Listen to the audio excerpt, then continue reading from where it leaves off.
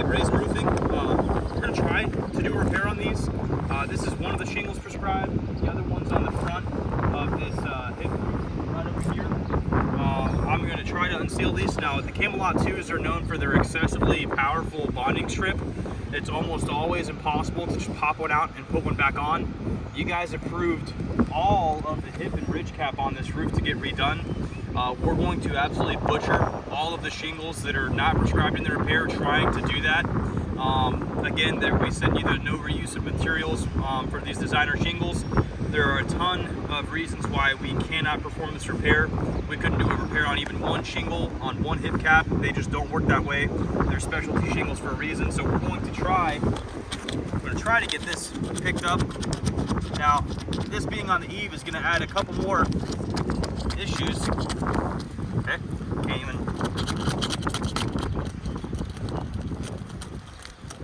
Now this is what I was talking about. They have excessively powerful bonding strips that almost always make it impossible to remove them once they've sealed.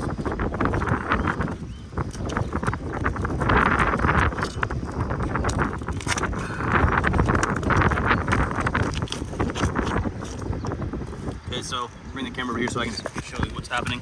I've now ripped the shingle connected to it. This is what we call matting transfer. It's completely stuck to it, and we've barely even begun this process. Start trying to remove.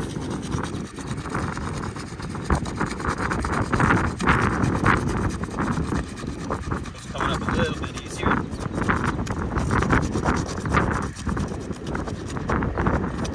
There's where it's stuck.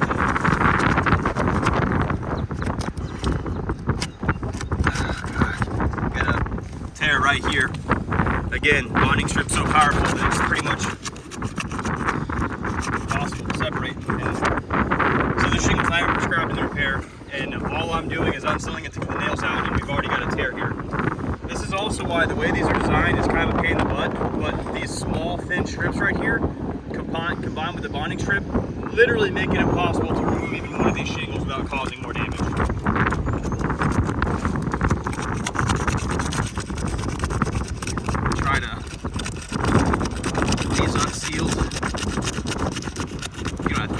You can stay.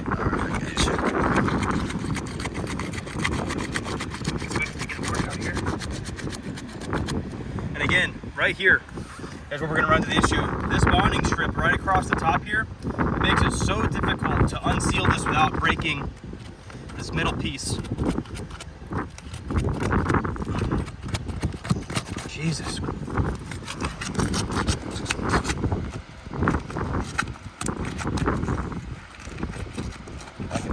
Transfer. I'll get to it.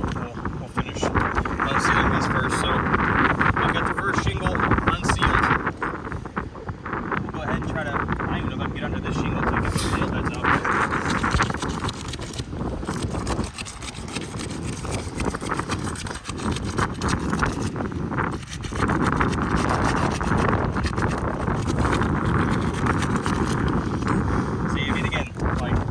It's so hard to unseal these, I'm just tearing shingles. That's now 2 shingles that are damaged by our attempted repair. Not only that, but you can come down here and show them. The bonding strip is so strong, it's tearing chunks out. Completely ripping chunks out. What that means is they'll never seal again, and these shingles are now functionally compromised. So I can now get to the nail head of the shingle, if I can even get under it. Because this starter beneath it on this eave is adding another layer of difficulty even getting the shingle out.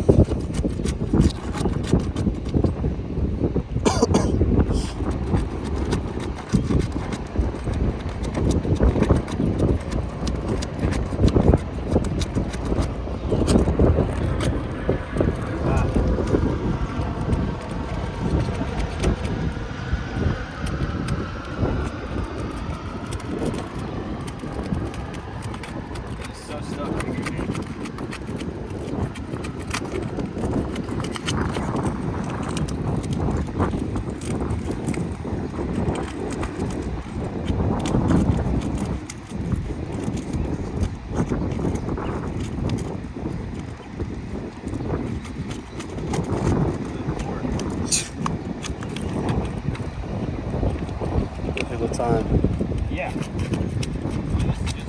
And they're kind of designed this way because it's supposed to be one seamless application. Oh my gosh, dude. I've ripped another one. I mean, this is the one prescribed in the repair, so not a big issue, but you can see why we're struggling so much with this.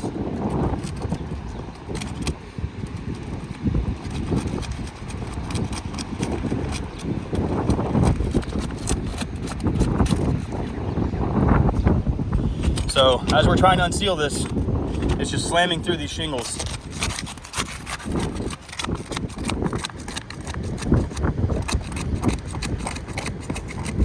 Yeah, this is ridiculous, dude.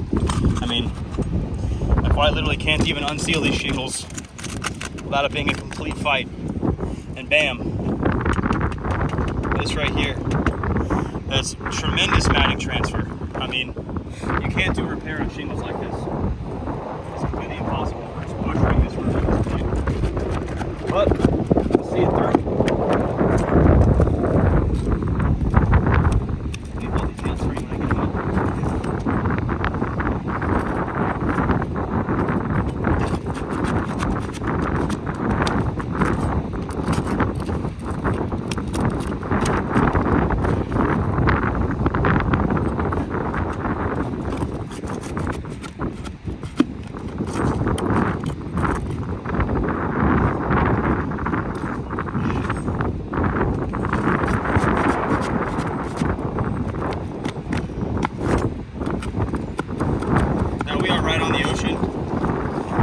Adds to these shingles' fragility, how fragile they are.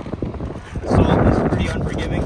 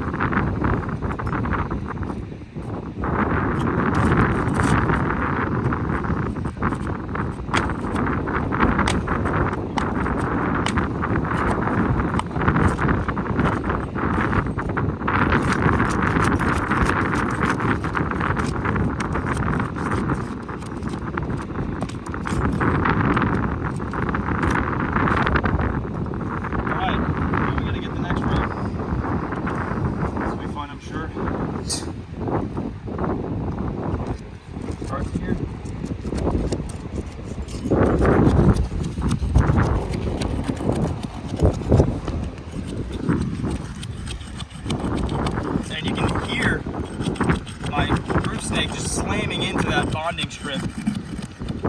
This one's worse than the rest of it, dude.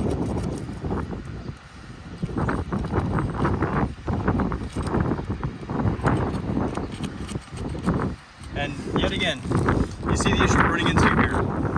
I don't care if it's one shingle. I don't care if it's 100 shingles. We physically cannot do a repair on these shingles. It's just...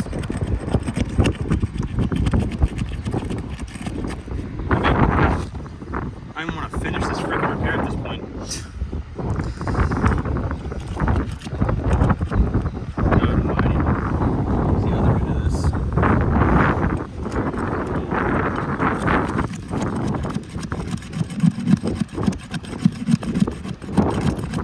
I mean, there's physically no way to unseal these shingles at this point.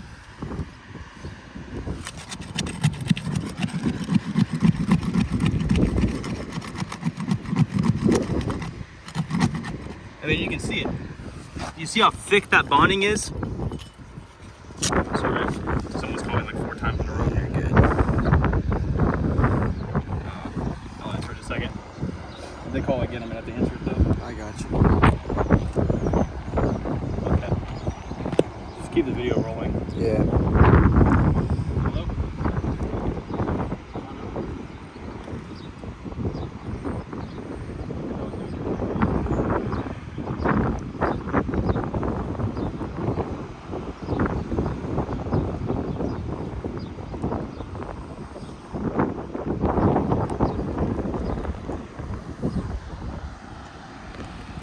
Show you guys the beautiful beach.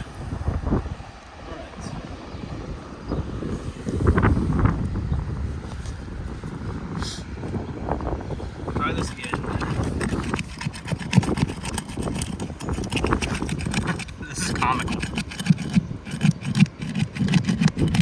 I mean, I'm not even, dude, I'm just gonna put these nails back here. Like, I can't even remove this shingle, like, without destroying all the ones above it. Like this one, we got 2 breaks in it. You've got tremendous matting transfer beneath it. On this one, on the eave, I butchered it just trying to simply unseal it. I mean, it's just completely impossible to even figure a repair into this roof. I mean, this system was meant to be one seamless process, one seamless application, and we quite obviously can't even remove one shingle to replace it. So we're gonna submit this to you guys for your opinion. We're licensed general contractors. We're Master Elite certified with GAF. These were not meant to be individually repaired. They have a do not reuse materials disclaimer for a reason, because even taking this out and putting this back in reuses the nails, reuses the underlayment, reuses the starter, reuses all of it. And we're not supposed to do that with these shingles. So we'll take a quick minute to show you. We got tears, we've got tremendous matting transfer. I mean, that's crazy. Like, literally the entire perimeter of the sealant completely ripped off from the layer beneath it. On this one, we had a tear here, and we have matting transfer. I'm not going to lift these because I don't want them to crease or tear. But then on the one above it, I can't even unseal it to begin removing the nails from that section. I'm going to pop the nails back in here, and I'm going to put another bead of sealant down to make sure it doesn't blow off in the wind. As licensed general contractors, the qualified party out here on site, we're going to supplement for the roof's replacement. This can't be repaired.